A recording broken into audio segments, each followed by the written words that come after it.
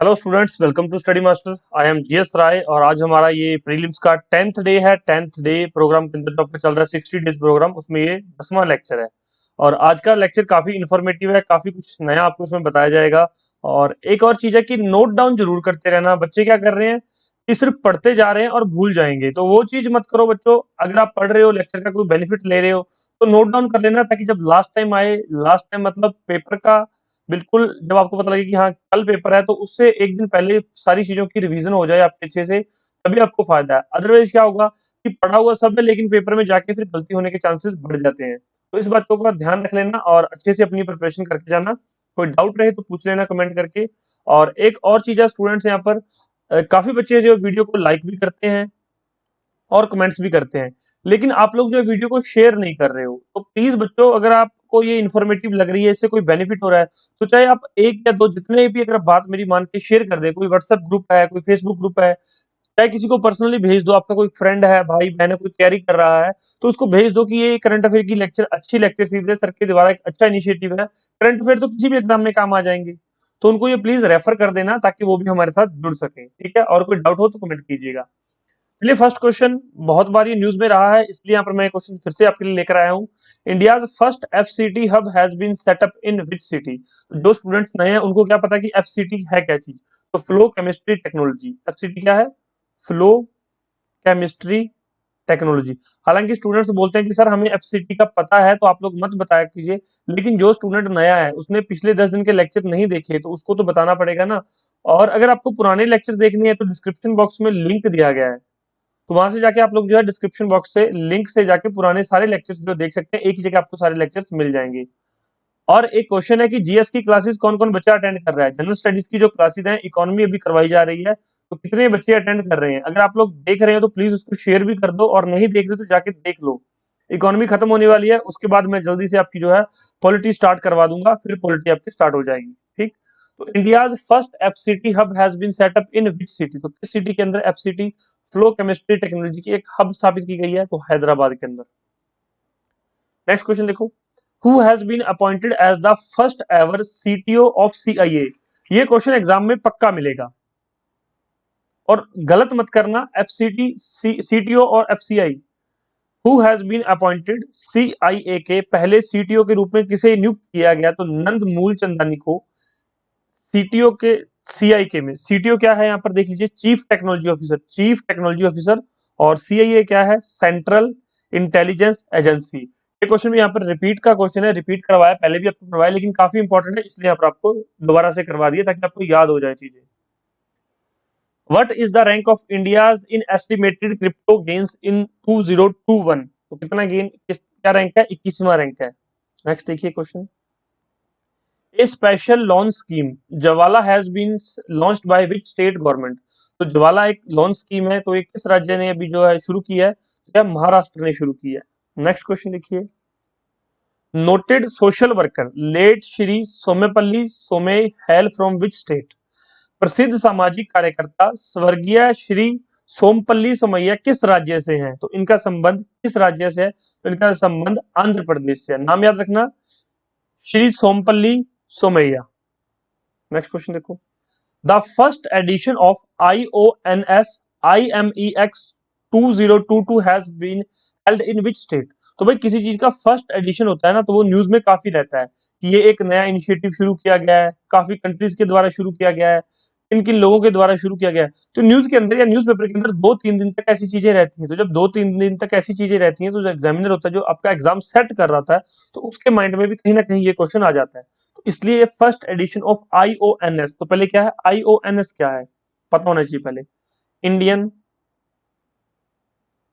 Ocean naval symposium.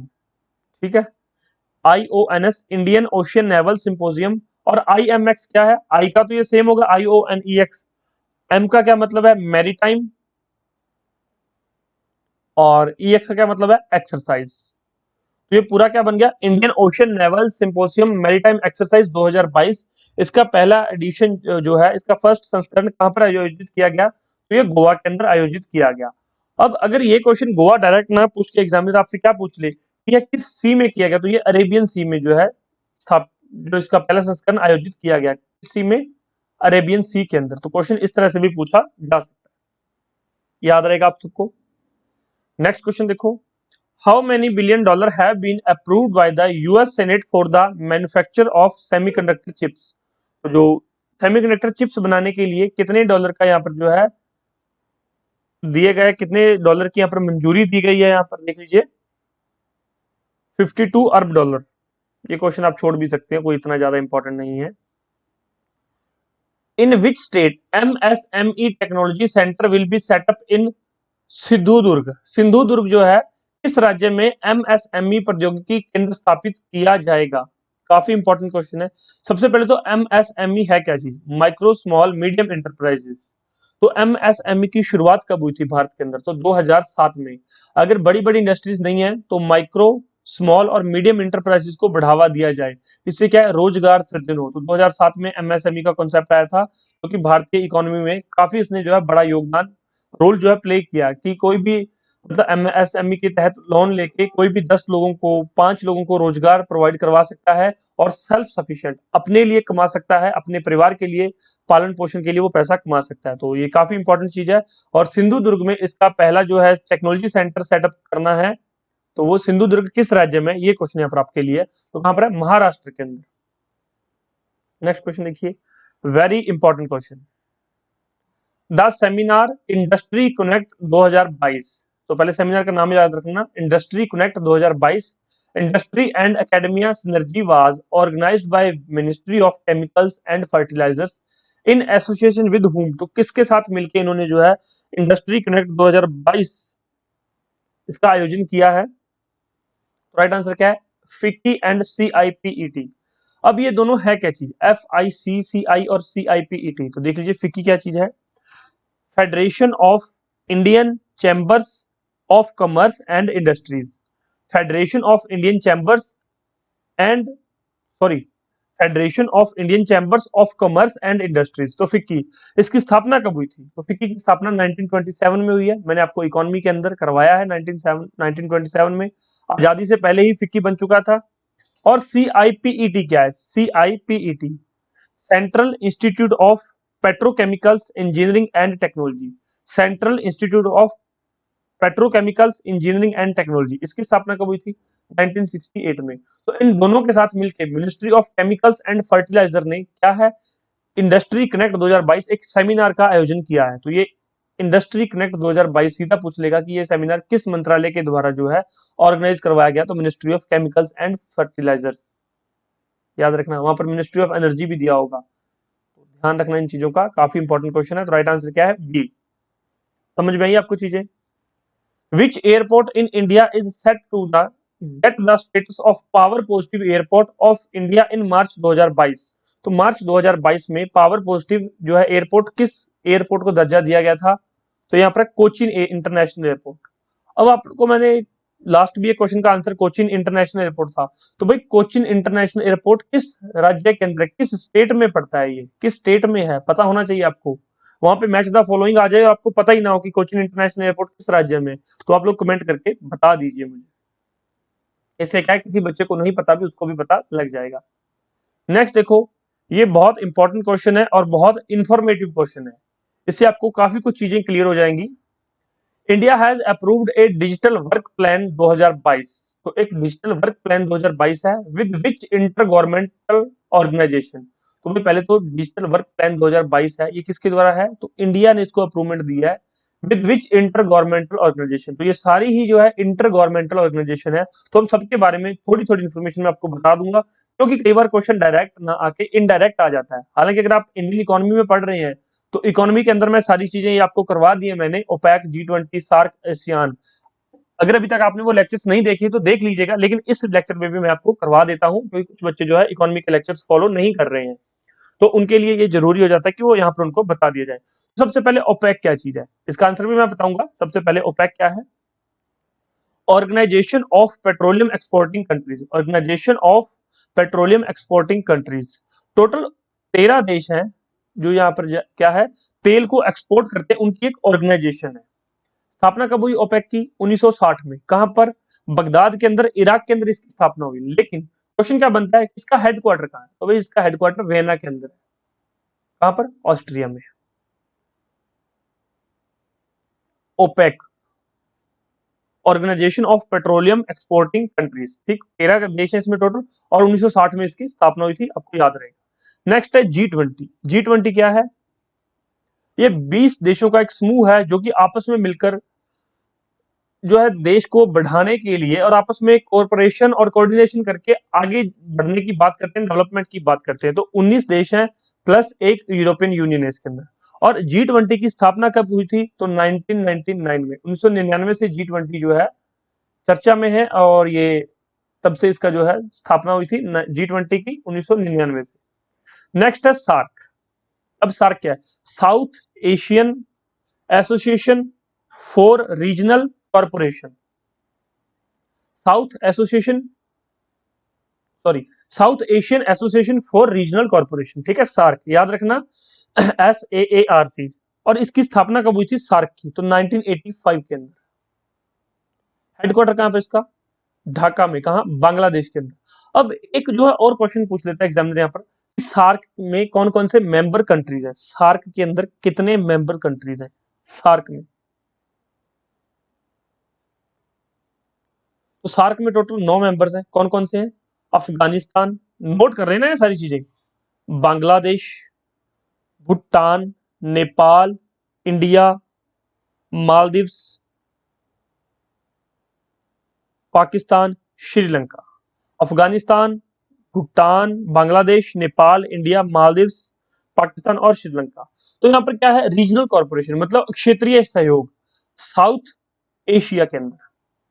तो south Asia की ये जो कंट्रीज हैं, अब आपको एशिया का पता ही है, ईस्ट वेस्ट नॉर्थ साउथ। तो साउथ एशिया के अंदर जो 9 कंट्रीज हैं, इन्होंने अपना एक अलग से संगठन बना रखा है। क्या करता है वो? इनकी रीजनल कॉर्पोरेशन, क्षेत्रीय सहयोग के लिए इन्होंने अपना एक संगठन बनाया है कि आपस में मिलजुल कर ये कोई भी अगर प्रॉब्लम हो तो उसका हल ढूंढ लेते हैं। एनवायरमेंट से संबंधित प्रॉब्लम्स हो उसको ढूंढ ले, उसका हल ढूंढने की कोशिश करते हैं। या कोई टेक्नोलॉजी शेयर करनी हो, कोई सूखा पड़ जाए 4-5 ही कंट्री में एक साथ, या फिर बाढ़ आ जाए, या कुछ भी प्रॉब्लम हो जाए, तो ये रीजनल कॉर्पोरेशन के तहत ये सार्क का संगठन किया गया 1985 से। हेडक्वार्टर ढाका बांग्लादेश में। इसी तरह से आसियान। आसियान क्या चीज है? Association of south east Asian Nations. Association of south east Asian Nations.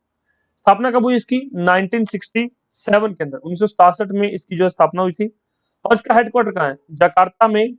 Jakarta Indonesia के अंदर इसका जो है हेडक्वार्टर। इतनी चीजें आप याद रखेंगे। अब आसियान के अंदर 10 कंट्रीज है, 10 इसके मेंबर कंट्रीज है। कौन कौन से हैं?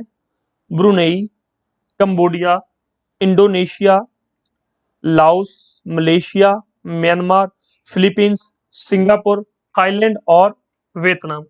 ये सारे इसके 10 मेंबर कंट्रीज हैं। अगर यहाँ पर आपने समझ नहीं आए हैं तो आप क्या कर सकते हैं? गूगल पे सर्च कर सकते हैं, आपके मेंबर कंट्रीज के नाम मिल जाएंगे। याद रख लेना, क्वेश्चन किस तरह से पूछ सकता है एग्जामिनर, निम्नलिखित में से इसका संबंध आसियान से नहीं है, तो वहां पर क्या अफगानिस्तान दे देगा। पता होना चाहिए कि अफगानिस्तान का संबंध आसियान से ना होकर सार्क से। या फिर पूछ लेगा कि निम्नलिखित में से कौन सा सार्क का देश नहीं है, वहां पर क्या दे देगा आपको? फिलीपींस दे देगा। तो फिलीपींस सार्क का देश नहीं है। इस तरह के क्वेश्चन आपसे जो एग्जामिनर पूछ सकता है। अब बात करते हैं इस क्वेश्चन की, भारत ने किस अंतरराष्ट्रीय अंतर सरकारी संगठन के साथ डिजिटल कार्य योजना 2022 को मंजूरी दी है? तो भारत ने किस राज्य के साथ जो है मंजूरी, किस इंटर गवर्नमेंटल ऑर्गेनाइजेशन के साथ मंजूरी दी है? तो आसियान के साथ। याद रहेगा आपको, आसियान। नेक्स्ट क्वेश्चन देखते हैं, who is the chairperson of empowered group of secretariats to the monitor the progress of PLI scheme for the textile sector? अब PLI स्कीम मैंने आपको कल ही करवाई थी, तो PLI की आप लोग फुल फॉर्म मुझे कमेंट करके बताइए। तो कपड़ा क्षेत्र के लिए PLI योजना की प्रगति की निगरानी के लिए सचिवों के अधिकार प्राप्त समूह के अध्यक्ष कौन है? तो वो है वित्त सचिव। याद रहेगा। The piece unity and development rally took place in which state? वही शांति एकता और विकास रैली पहले भी करवा चुका हूं। कहां पर स्थापित हुई है ये रैली? असम के अंदर। अब असम से क्या क्या संबंध इंपॉर्टेंट है? असम की कैपिटल क्या है? दिसपुर, सबको पता है। CM कौन है?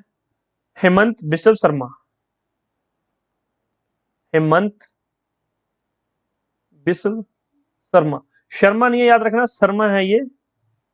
और एक असम और किस चीज के लिए फेमस है?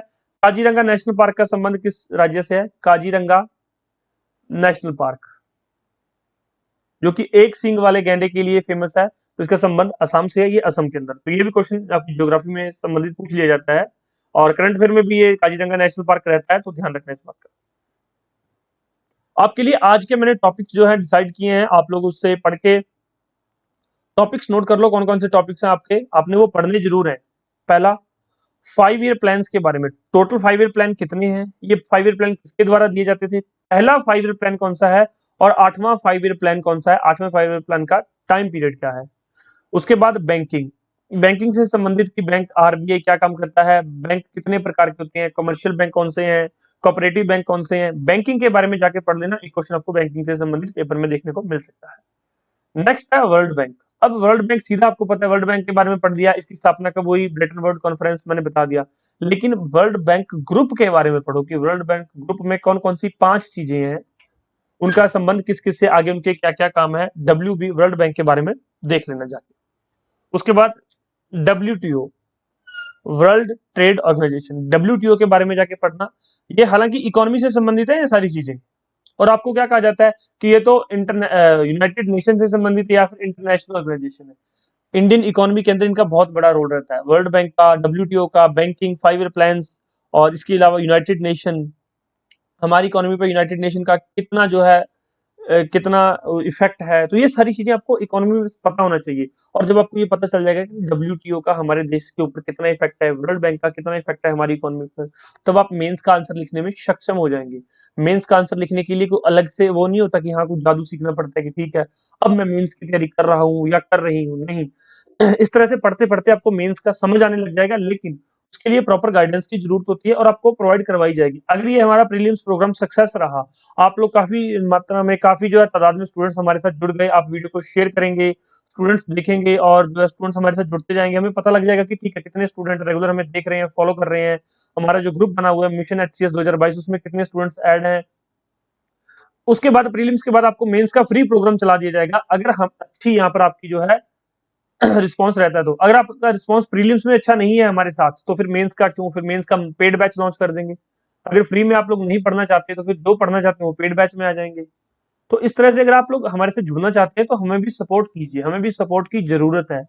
हम आपसे यहाँ पर कोई फीस नहीं ले रहे, सिर्फ आपको फ्री में पढ़ा रहे हैं, कह रहे हैं कि वीडियो को लाइक कर दो, शेयर कर दो, लोगों तक पहुंचा दो, ताकि उन लोगों को पता चले कि ठीक है कोई लोग यहाँ पर, कुछ लोग अच्छा काम कर रहे हैं, लोगों को पढ़ा रहे हैं, अच्छी इन्फॉर्मेशन दे रहे हैं। और अगर आप हमें सपोर्ट करोगे तो हम भी आपको जो है अच्छे से अच्छा कंटेंट आपके लिए लेकर आएंगे। ठीक, नेक्स्ट देखिए, कवारा हाइड्रो इलेक्ट्रिक प्रोजेक्ट 2 से 3 दिन लगातार ये न्यूज़पेपर में रहा है, इससे संबंधित काफी कुछ है। Which has been seen in the news is located in which state, UT, तो जम्मू कश्मीर से संबंध है इसका, पहले भी क्वेश्चन आपको में करवाया जा चुका है। अब आपके लिए क्वेश्चन है कि लेफ्टिनेंट गवर्नर कौन है, who is the lieutenant governor of Jammu Kashmir, तो क्या नाम है, मनोज सिन्हा। ठीक है, और अगर पूछ ले आपसे फर्स्ट लेफ्टिनेंट गवर्नर कौन है जम्मू कश्मीर का, तो वो बता दीजिए, कमेंट करके मुझे बताइए। DRDO has selected which company for handling over the technology of border surveillance system, तो जो मैंने टॉपिक बताए हैं ऊपर वो पढ़ जरूर लेना, उनमें से प्रीलिम्स में भी क्वेश्चन बन सकता है। तो DRDO ने सीमा निगरानी प्रणाली के तकनीक सौंपने के लिए किस कंपनी का चयन किया है, किस कंपनी का चयन किया है, पारस डिफेंस एंड स्पेस टेक्नोलॉजीज। अब यहाँ पर DRDO आ गया, सिंपल सी चीज लिखिए, DRDO क्या है, defence research and development organisation, स्थापना कब हुई, 1958 में। सिंपल सा क्वेश्चन है, एग्जाम में पूछ लिया जाएगा कि DRDO की स्थापना कब हुई, 1958 में। हेडक्वार्टर कहाँ है, नई दिल्ली के अंदर। सिंपल सिंपल चीजें याद रहेंगी, फुल फॉर्म भी आपको याद रहेगी, कोई इसमें महाभारत नहीं है बड़ी। Which Indian Forest Service officer has been appointed as the Director General of Forest and Special Secretary Ministry of Environment, Forest and Climate Change? किस भारतीय वन सेवा अधिकारी को वन महानिदेशक और पर्यावरण, वन और जलवायु परिवर्तन मंत्रालय के विशेष सचिव के रूप में नियुक्त किया गया? ये एनवायरमेंट से संबंधित क्वेश्चन है, इसलिए थोड़ा इंपॉर्टेंट हो जाता है यहाँ पर। राइट आंसर क्या है, चंद्र प्रकाश Goyal. The world first floating city is proposed to be developed in which country? तो भाई दुनिया का पहला तैरता हुआ शहर किस देश में विकसित करने का प्रस्ताव जारी है या प्रस्ताव है, तो दक्षिण कोरिया के अंदर। अब साउथ कोरिया आ गया, इसकी कैपिटल क्या है, सियोल। पेपर में पूछी गई इसलिए मैंने आपको यहाँ पर बता दिया, पिछले पेपरों में पूछी गई है। और एक और चीज है स्टूडेंट्स, जिसने प्रीवियस ईयर पेपर्स नहीं किए हैं, प्रीवियस ईयर पेपर्स, तो उसकी जो है आपको डिटेल्ड वीडियोस मिल जाएंगी। डिटेल्ड वीडियो में आपको एक्सप्लेनेशन के साथ पिछले पेपर करवाया है, 2016 का पेपर करवाया हुआ है, 2019 का पेपर करवाया हुआ है, 2014 का पेपर भी आपको करवाया हुआ है। तो वो मैंने करवा रखी है, अगर आपको वो देखने हैं तो डिस्क्रिप्शन बॉक्स में मैं लिंक आपको प्रोवाइड करवा दूंगा प्रीवियस पेपर का, वो जरूर देख लेना। उससे क्या एक आइडिया हो जाता है कि किस तरह के क्वेश्चन पूछे जाते हैं, उससे बहुत हेल्प हो जाती है। या फिर वो आपको जो वीडियोस हमारे टेलीग्राम चैनल @मिशन HCS में, मिशन HCS बाय GS, उसमें आपको वो मिल जाएंगी वीडियोस, तो आप वहां पे जाके भी आप देख सकते हैं। नेक्स्ट क्वेश्चन देखते हैं। Who is the winner of international press institute India award for excellence in journalism for 2021? Important question है। 2021 के लिए पत्रकारिता में उत्कृष्टता के लिए अंतरराष्ट्रीय प्रेस संस्थान इंडिया अवार्ड का विजेता कौन है? तो श्रीनिवासन जैन और मरियम अलाविक, लक्ष्मी सुब्रमण्यम और भानु प्रकाश चंद्र, तो ये सभी को ये अवार्ड दिया गया है। लेकिन वहां पर कोई एक ही नाम आपको पेपर में देखने को मिलेगा, जैसे कि लक्ष्मी सुब्रमण्यम, तो पता होना चाहिए कि इसका संबंध किससे है, तो पत्रकारिता से है, और इसको कौन सा अवार्ड मिला है। तो ये चारों नाम आपके लिए बहुत इंपॉर्टेंट है, कहीं भी लिख लेना, याद जरूर कर लेना। Which bank in India has launched first of its kind credit card made from recycled PVC plastic? तो किस बैंक ने जो है पहली तरह का, अपनी तरह का PVC प्लास्टिक कार्ड जिन्होंने बनाया है, जो कि रिसाइकिल से बना हुआ है? तो HSBC बैंक। अब HSBC बैंक की फुल फॉर्म आप लोग नीचे कमेंट कर दीजिए, बहुत चर्चा में रहता है, बहुत न्यूज में रहता है ये बैंक, हमारे पड़ोसी मुल्क का ही है ये bank. Which film has won the Best Film Award Golden Peacock at the 52nd International Film Festival of India? तो IFFI, इसमें किस फिल्म ने सर्वश्रेष्ठ फिल्म का पुरस्कार, गोल्डन पिकॉक पुरस्कार जो है जीता है? किस फिल्म ने जीता है? रिंग, वनडे रिंग, क्या नाम है फिल्म का? रिंग, वन रिंग, याद रहेगा आपको। ये आंसर हैं, साथ में एक्सप्लेनेशन भी दे रखी है, आंसर एंड एक्सप्लेनेशन। इसके अलावा question bank test series available है। टेस्ट सीरीज आपको जो है एक्यूरेसी के लिए बहुत जरूरी है, प्रैक्टिस कर रहे हैं बहुत अच्छी बात है, क्वेश्चन बैंक यूज कर सकते हैं आप लोग, लेकिन टेस्ट सीरीज पेपर के लिए बहुत जरूरी है। अगर आप हरियाणा सिविल सर्विसेज प्रीलिम्स में बैठने के लिए जा रहे हैं तो टेस्ट सीरीज जरूर ज्वाइन करें। ज्वाइन करने के लिए व्हाट्सएप पे कांटेक्ट कर सकते हैं। Short notes and study material available है, आपको जल्दी जो है कवरेज के लिए आपका सारा सिलेबस कवर हो जाएगा। चलिए, thank you so much, take care, bye bye. जिस चीज की नीड हो आप लोग जो ले सकते हैं, मैं व्हाट्सएप पे कॉन्टेक्ट करके, नहीं तो ये 60 डेज प्रीलिम्स प्रोग्राम ज्वाइन कर लो। इससे आपको जो है प्रीलिम्स श्योर शॉट आपका क्लियर हो जाएगा। ज्यादा नहीं मैं कहूंगा आपको, अगर ये 60 दिन आप लोग लगातार लेक्चर देख लेते हैं तो 15 से 20 क्वेश्चन इस वीडियोस में से आपको मिल जाएंगे। इस बात की श्योरिटी है कि 15 से 20 क्वेश्चन इन 60 वीडियोस में आपको डायरेक्ट मिल जाएंगे, आपको कहीं से भी इधर उधर देखने की जरूरत भी नहीं पड़ेगी। Okay, thank you so much, take care, bye bye, God bless you all, आपका दिन शुभ रहे। मिलते हैं नेक्स्ट लेक्चर में, धन्यवाद।